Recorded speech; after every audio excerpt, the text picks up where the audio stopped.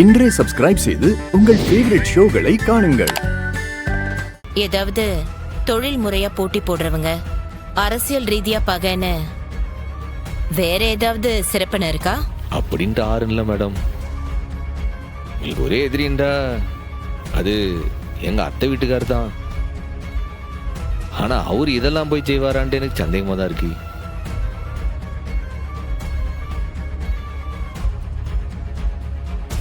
இதுக்கு முன்னாடி நீங்க எப்போ கிளீன் ஷேவ் பண்ணீங்க? மேடம் 6-7 வருஷத்துக்கு முன்னாடி எப்பவுமே சம்மு அப்படிதான் இருப்பா. அப்படி தான் தங்கச்சிங்களோட வாழ்க்கை நல்லபடியா அமையணுன்றதுக்காக தான் வேண்டிக்கிட்டு அந்த மாதிரி தாடியோட இருந்தா. அப்படி திடீர்னு தாடி எடுத்துட்டு என்ன இதுன்னு கேட்டா காரணம் சொல்ல மாட்டேன்ற. அப்படி ஆனா ஒண்ணு மேடம், இப்பதான் எங்களுக்கு பழைய சண்முகத்தை பார்த்த மாதிரியே இருக்கு. நானும் இதே சண்முகத்துக்காக தானே காத்துட்டு இருக்கேன். சண்முகம், ஏதாவது பிரச்சனை ஞாபகம் வந்தா என்கிட்ட தாராளமா சொல்லுங்க.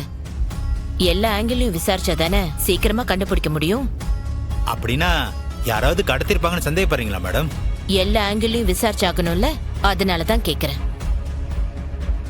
ரொம்ப பெரிய எதிரினா கொலை கூட பண்ணிருக்க வாய்ப்பு இருக்கலான்னு நாங்க சந்தேகப்படுறோம். ஐயோ, என்னங்க கொலைகள் எல்லாம் சொல்லுதியே?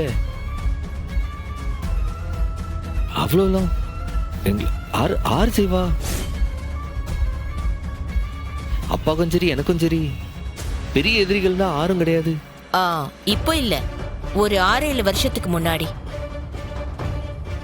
ரொம்ப முன்னாடி யாராவது எதிரிங்க? ஆறு மேடம், நாங்க பிறந்து வளர்ந்ததெல்லாம் இந்த ஊர் தான் மேடம். அப்படி ஆறுங்களுக்கு கிடையாதுலா.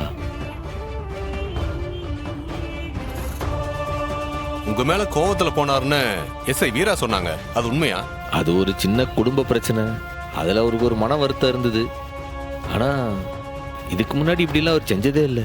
உங்க அப்பாவுக்கு குடிக்கிற பழக்கம் ஏதாவது இருக்கா? முன்னாடி மன கஷ்டத்துல குடிச்சிட்டு இருந்தாவ, அப்புறம் நிறுத்திட்டாவ. ரெகுலரா குடிக்கிறதெல்லாம் இல்லை. இப்ப கொஞ்ச நாள்னா கூட ஏதாவது ப்ராப்ளம்னு மனசு குழம்பி அதனால சூசைட் பண்ணிக்க வாய்ப்பு இருக்கு.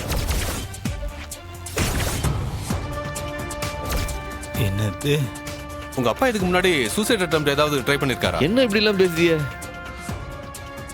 அந்த மாதிரி நடப்புல அப்பனுக்கு வராதுங்க. அப்படிலாம் பண்ண மாட்டாவ. மனுஷ மனசை பத்தி சொல்ல முடியாதுங்க.